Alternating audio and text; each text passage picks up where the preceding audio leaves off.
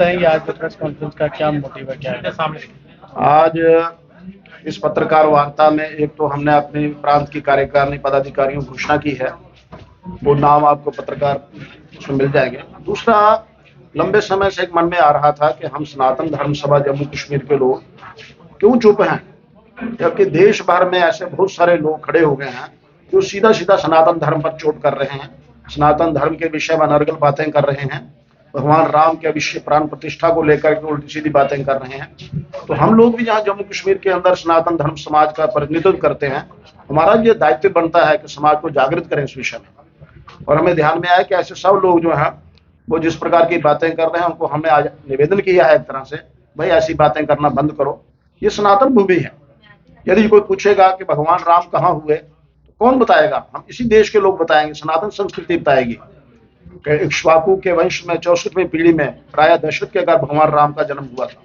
ये वही भगवान राम सनातन है जिनके उस वंश के अंदर राजा हरिश्चंद्र पैदा हुए, जिन्होंने सत्य के लिए अपनी पत्नी को बेचना स्वीकार किया। जो वही सनातन है जिसके अंदर भगीरथ हुए, जिन्होंने गंगा पृथ्वी पर लाया। ये वही सनातन इक्ष्वाकु का वंश है जिसके अंदर राजा मंदाता हुए, जिन्हें देवासुर संग्राम में भगवान विष्णु का साथ दिया। ये वही है जिसके अंदर इस प्रकार के लोग पैदा हुए कि जिन्होंने सनातन के लिए जीवन दिया। ये भारत भूमि है, भारत है ही सनातन भूमि है, ये अध्यात्म पर केंद्रित है। हम भगवान गौतम बुद्ध का वर्णन करते हैं, वो अध्यात्म थे, उनकी अपनी कर्म भूमि 40 किलोमीटर थी, लेकिन सारे विश्व में उनके अध्यात्म का प्रचार प्रसार हुआ। और ये मुरु कह रहे हैं कि भारत को सनातन नहीं बनने देंगे, उनको रोक कौन सकता है? भारत सनातन है, सनातन था, सनातन रहेगा।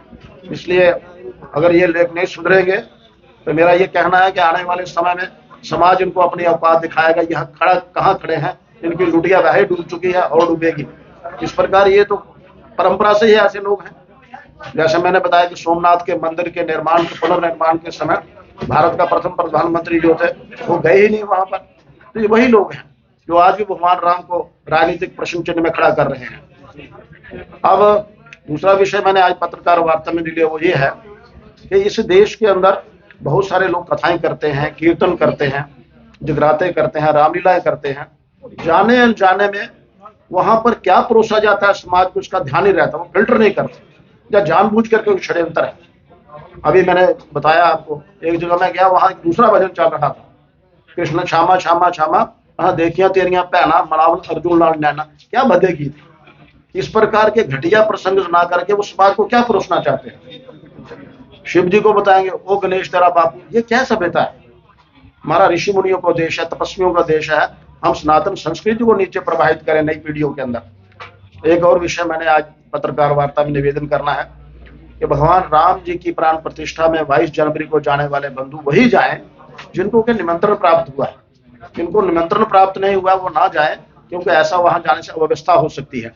आगे सारा कालखंड पड़ा है, हम सब लोग जाएंगे, लेकिन अभी वही जाए जिनको विधिवत निमंत्रण मिला है। एक विषय और जम्मू कश्मीर प्रांत को लेकर आया कि यहाँ के दूर दराज पहाड़ी क्षेत्रों के अंदर पिछले 2-3 वर्षों के अंदर कोई शरारती तत्व है। एक वहां कांदरी के अंदर नाग देवता के सिर पर अंडा फोड़ दिया, बहुत अपमान है। एक वहां मंसूर देवता का मुख तोड़ दिया।